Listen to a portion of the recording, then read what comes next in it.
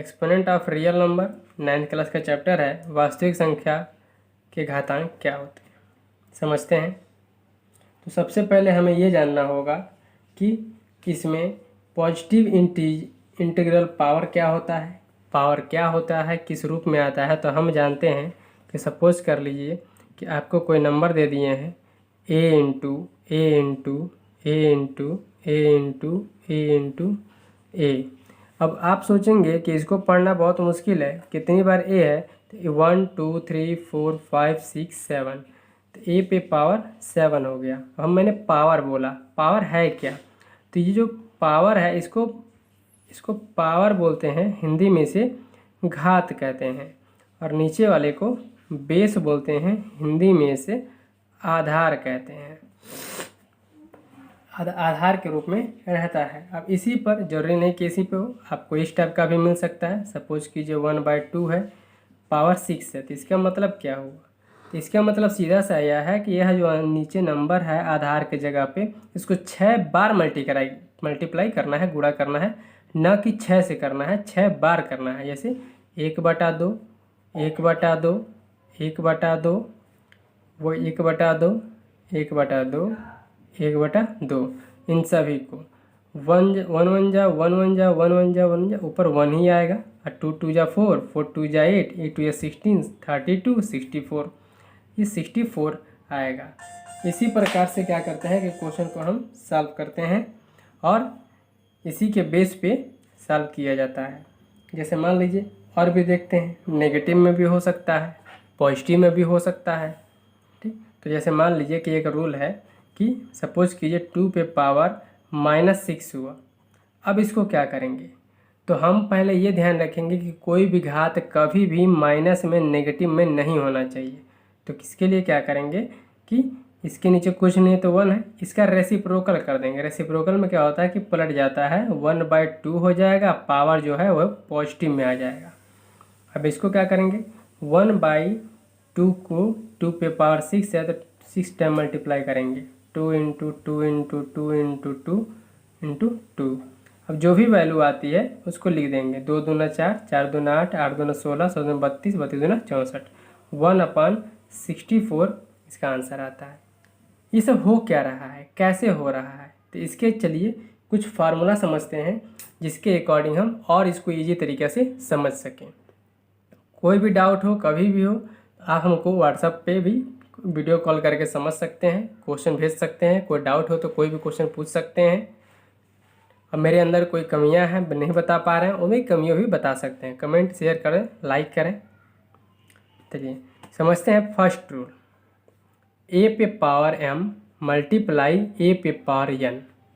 यह first rule है laws के ए पे पावर m प्लस n। आप सीख क्या रहे हैं, आप जो सीख रहे हैं तो लॉज सीख रहे हैं, laws of exponent. Laws of exponent मतलब घात के नियम, हिंदी में बोलते हैं घात के नियम, ठीक। तो आपको नियम बता रहे हैं कि लॉज के एक्सपोनेंट। तो पहला रूल आपका ये है। इस रूल में क्या करना है समझते हैं। तो इस रूल में करने के लिए आप सबसे पहले आप क्या करेंगे समझिए। तो देखिए क्या करते हैं, इसका मतलब क्या है, ये जरूरी नहीं कि इसी तरह फार्मूला मिले किसी बुक में, किसी बुक में रेशनल नंबर में मतलब a/b पावर m दिया है, a/b पावर n दिया है। तो इसका मतलब कि बेस तो सेम है, बीच में है मल्टीप्लाई, तब पावर ऐड हो जाएंगे, a/b और सभी पावर m प्लस n हो जाएगा। ये मतलब क्या है, ये किस जगह यूज होगा, किस टाइप के क्वेश्चन पे यूज होगा, तो उसको समझते हैं। सपोज कीजिए कि 2 पे पावर 6 है, 2 पे पावर 7 है। तो ध्यान से देखिए, बेस a है, यहाँ पे दोनों पे 2 है, सेम है, बीच में मल्टीप्लाई है तो यहाँ भी मल्टीप्लाई है, कोई डाउट नहीं। यहाँ पे m है, यहाँ पे n है, मतलब कि दो वेरिएबल हैं, दो अल्फ़ाबेट है, दोनों अलग अलग हैं। तो इसका मतलब साफ ये है कि यहाँ भी अलग अलग है। चलिए इसका मतलब क्या कि 2 पे पावर 6 प्लस 7 इक्वल टू 2 पे पावर 13 हो जाएगा। इसका इस टाइप का आंसर आएगा। सपोज कर लिए कि रेशनल परिमेय संख्या में कोई दिया ना हुआ है तो कैसे टाइप का करेंगे, 3/5 हो, पूरे पे पावर सपोज कर लीजिए 6 हो, यहाँ भी 3/5 हो, पूरे पावर सपोज कर लीजिए 8 हो। तो हमको बेसिक ध्यान ये देना है कि यहाँ पर मल्टीप्लाई है, बेस सेम है, पावर अलग अलग है, घात अलग अलग है। तो क्या करेंगे कि घात वही लिख देंगे, जो रहेगा वही लिख देंगे। और घात लिखने के बाद क्या करेंगे कि इन सभी नंबरों को, जो घात है उसको इस रूप में m+n है, मतलब कि 6 + 8 जोड़ देंगे। तो 3/5 आपका, और घात टोटल 14 हो जाएगा, 14 हो जाएगा। ये कर देंगे। अगर यहाँ छोटी वैल्यू रहती है तो उसको मल्टीप्लाई करके उसका आंसर लिख सकते हैं, बड़ी वैल्यू है तो नहीं करेंगे। इसमें कोई डाउट नहीं होना चाहिए। फिर भी कोई डाउट है तो हमको कमेंट करके बताएं, उसको हम क्लियर करेंगे। अब देखते हैं सेकंड लॉ। सेकंड लॉ क्या है? तो सेकंड लॉ ए पे पावर, सेकंड लॉ क्या है उसको समझते हैं। ए पे पावर m डिवाइडेड बाई ए पे पावर n, और पूरे पे पावर m-n हो जाएगा आपका। और इसमें से क्या होता है, इसको कभी कभी लिखते कैसे हैं वो समझिए। ये कब होगा ए पे पावर m-n, कब होगा?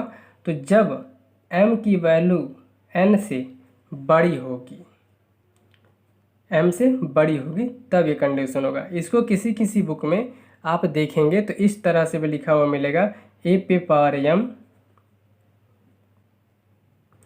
या ए पे पावर m और ए पे पावर n, ये इसी को भी डिवाइड ही कहा जाता है। तो किसी किसी बुक में आपको सीधा डायरेक्ट मिल जाता है m-n।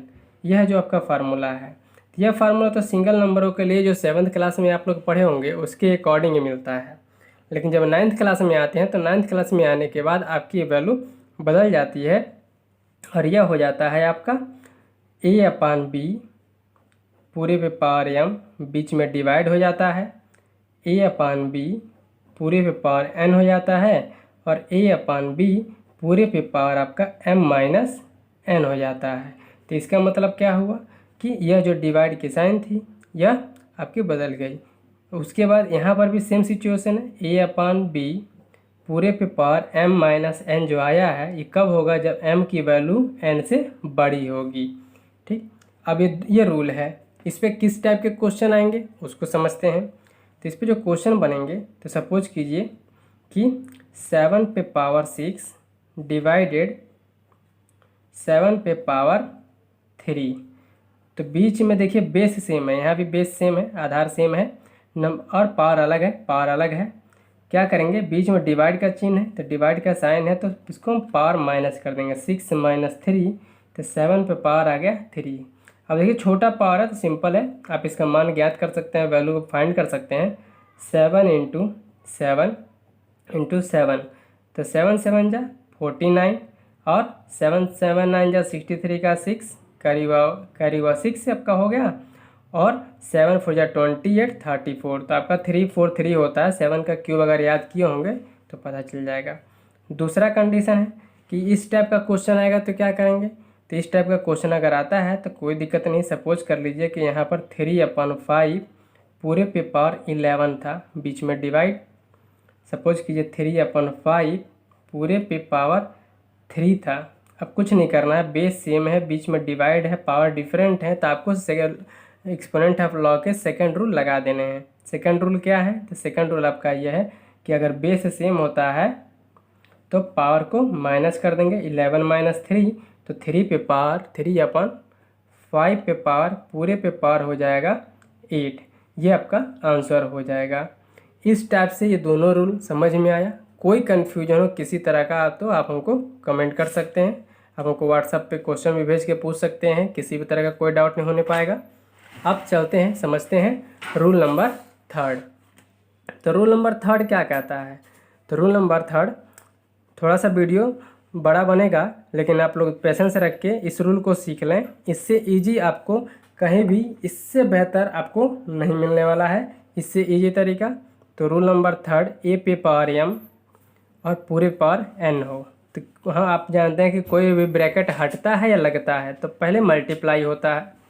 तो ए पे पावर m × n हो जाएगा। ये क्वेश्चन इस तरह का जो आपको पावर मिलता था वो 7 तक मिलता था, ईयर तक मिलता था, लेकिन जब आप 9th में आए हैं तो इसी को इस टाइप से लिखा जाएगा।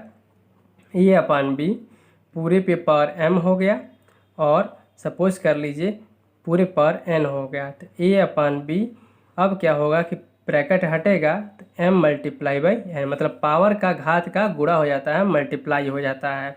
ठीक, अब समझते हैं इस पे कुछ एग्जाम्पल।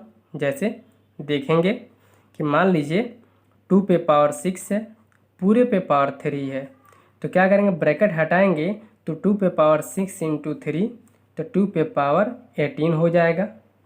इस तरह सपोज कर लीजिए फ्रैक्शन में है, कुछ नंबर है 3/8 है, पूरे पे वैल्यू 6 है।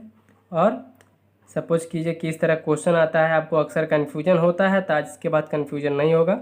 इस तरीके से आपको सिखा दिया जा रहा है कि अगर इस टाइप के क्वेश्चन है तो सबसे पहले इसे ब्रैकेट को आप हटाएंगे।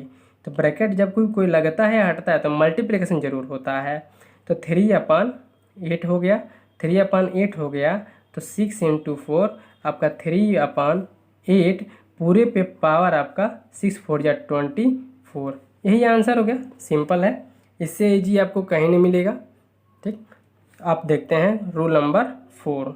हर रूल पे आपको इजी तरीक़ा से बताया जाएगा, इससे आसान कहीं नहीं मिलेगा आपको। रूल नंबर 4 समझते हैं। सपोज कर लीजिए कि ए बी पूरे पे पावर n रहे, तो इसका मतलब क्या है कि यह दोनों जो है अंदर मल्टीप्लाई होके पावर n लगा है। तो अगर हम चाहें तो दोनों पे पावर जाएगा, तो a पर भी n और b पर भी n। तो आप इस तरह लिख सकते हैं, यह जो नंबर है अंदर, इसके रूप में आप चाहें तो इस तरह भी लिख सकते हैं, a इंटू बी पे पावर n मल्टीप्लाई करके भी लिख सकते हैं, कोई दिक्कत की बात नहीं है। आप समझते हैं, यह जो है आप 9th क्लास में आते हैं तो थोड़ा चेंज हो जाता है, ये हो जाता है a/b मल्टीप्लाई c/d। अब क्या हो जाएगा, अगर n है तो कोई दिक्कत नहीं है, पावर सभी पे चला जाएगा, तो a/b पर भी पावर n हो जाएगा। और क्योंकि पावर दोनों के लिए सेम है, ब्रैकेट में बंद है, जिस प्रकार ब्रैकेट में बंद है तो उस पर दोनों पे पावर जाएगा, उसी तरह c/d पूरे पे पावर n हो जाएगा। अब क्वेश्चन देखते हैं कि इसमें किस टाइप का आता है। सपोज कीजिए कि आपको 3 इंटू 5 पे पावर 6 है, तो कोई दिक्कत नहीं है, 3 पर भी 6 हो गया और 5 पर भी 6 हो गया, इसको तोड़ सकते हैं, कोई दिक्कत नहीं है। हुआ क्या कि सपोज कीजिए 15 सपोज कर लीजिए 15 अपान आपको दे दिया है 34, 15/34 और ब्रेक करना है, सपोज कर लीजिए कि 7 है पावर। तो ये बताइए, आप ऊपर वाले को लिख सकते हैं 3 इंटू 5, नीचे को लिख सकते हैं 2 इंटू 17, पूरे पे पावर है उसे लगा दीजिए, कोई दिक्कत नहीं है। अब क्या करेंगे कि ये दोनों पे पावर जाएगा, सभी चारों पे पावर जाएगा, 3 पर भी पावर 7 हो गया, 5 पर भी पावर 7 हो गया और 2 पर भी पावर 7 हो गया, 17 पर भी पावर 7 हो गया। ये थोड़ा वीडियो लंबा बनेगा, लेकिन आप इसको कन्फ्यूजन नहीं हो पाएगा। आज तक जो भी कन्फ्यूजन था, आपको पावर से लेकर डर लगता था, वो सबसे इजी वे में आप सीख जाएंगे। ये आपका रूल है। अगला रूल ये है कि सब आप कोई भी पावर कभी भी, सपोज कर लीजिए 5th वाला रूल ये है कि आप देखते होंगे पावर माइनस में आ जाता है, जैसे a पे पावर -n है, तो आप डर जाते हैं, नहीं कर पाते। तो इसका रूल ये है कि कोई भी पावर कभी भी नेगेटिव नहीं होना चाहिए। तो पावर नेगेटिव रहेगा तो हम मल्टीप्लाई नहीं कर पाएंगे ना, कितनी बार है, नहीं हम कर ही नहीं पाएंगे, क्योंकि नेगेटिव का रूल होता ही नहीं है। तो इसीलिए एक रूल है, तो नीचे कुछ नहीं होगा, इसका रेसिप्रोकल कर दीजिए, a पे पावर n हो जाएगा, तो इसका रेसिप्रोकल कर देंगे। अगर LHS RHS मतलब इस तरह है तो इस तरह लिख सकते हैं, और इस तरह है तो इस तरह लिख सकते हैं, कोई डाउट नहीं होना चाहिए। आप समझते हैं कि आपका इसमें क्या रहेगा। अब देखिए, सपोज कीजिए 2 पे पावर -6 है। अब 2 पावर -6 है तो आप इसको कर ही नहीं पाएंगे। करने के लिए सबसे पहले आपको क्या करना होगा कि इसका पावर को पॉजिटिव करना पड़ेगा। पॉजिटिव करने के लिए कुछ नहीं, इसको रेसिप्रोकल कर दीजिए, 1/2 पे पावर 6 हो जाएगा। अब हम इसको मल्टीप्लाई कर देंगे और आंसर हमको मिल जाएगा। इसी टाइप का क्वेश्चन सपोज कर लीजिए आपको इस तरह मिले, 3/5 पूरे पे पावर -8 मल्टीप्लाई 3/5 पूरे पे पावर 4। अब क्या करेंगे, कुछ नहीं, सिंपल है। पावर नेगेटिव देखे हैं तो नेगेटिव देखें तो तुरंत इसको पलट दीजिए, इसका रेसिप्रोकल कर दीजिए, तो ये हो जाएगा 5/3। पावर जो है वही रहेगा, बस ये पॉजिटिव हो जाएगा। पावर जो है वही रहेगा, बस पॉजिटिव हो जाएगा, नेगेटिव से यहाँ से माइनस हट के प्लस लग जाएगा, जैसे था, प्लस हम लिखते नहीं हैं। और 3/5 जैसे है वैसे रहेगा। सपोज कीजिए 4 है, आपको सिंपल है, इसको आप क्या करेंगे, सॉल्व कर देंगे। मैं दूसरे पेज पे आपको बता देता हूँ। सपोज कीजिए 5/3 कितने टाइम्स, 8 टाइम है, तो इसको 5/3 5/3 5/3 5/3 5/3 5/3 इसको लिख लेंगे। 1 2 3 4 5 6 7, एक हम आगे लिख दे रहे हैं, 8 हो गया। अब 4 टाइम आपको 3/5 लिखना है। 3/5 3/5 3/5 3/5 3/5। अब क्या करना है, बहुत सिंपल है। एक 5 से 5 कटा, 2 5 से दूसरा 5, तीसरे 5 से तीसरा 5, चौथे 5 से चौथा 5 कटा। 1 3 से पहला 3, सेकंड 3 से सेकंड 3, थर्ड 3 से थर्ड 3 और 4 3 से 4 3 कटा। बचा क्या, जो बचा उसे नोट कर दीजिए। 5/3 बचा, 5/3 बचा, 5/3 बचा, 5/3 बचा, हो गया। मल्टीप्लाई करा दीजिए, कोई दिक्कत नहीं है। ये आपका 5/25 और 5/25, तो आपका आएगा 625 आएगा। और इसको मल्टीप्लाई कराएंगे, 3 3 जा 3 3 जा 9, 9 3 27 और 81 आएगा। तो ये आपका आंसर आएगा। इस टाइप का कोई भी डाउट हो तो आप हमसे पूछ सकते हैं, कोई भी दिक्कत हो तो बेझिझक आप हमसे पूछिए, आपको बताया जाएगा। और वीडियो को लाइक सब्सक्राइब और शेयर ज़रूर करें। लाइक और सब्सक्राइब और शेयर करने से पैसे तो नहीं मिलते, हमको आज तक मिले नहीं, लेकिन ये रहता है थोड़ा सा अंदर से मोटिवेशन आता है कि हम लोग अच्छे से अच्छे वर्क आप लोग के लिए और अच्छा से अच्छा प्रोवाइड कर सकें। Thank you.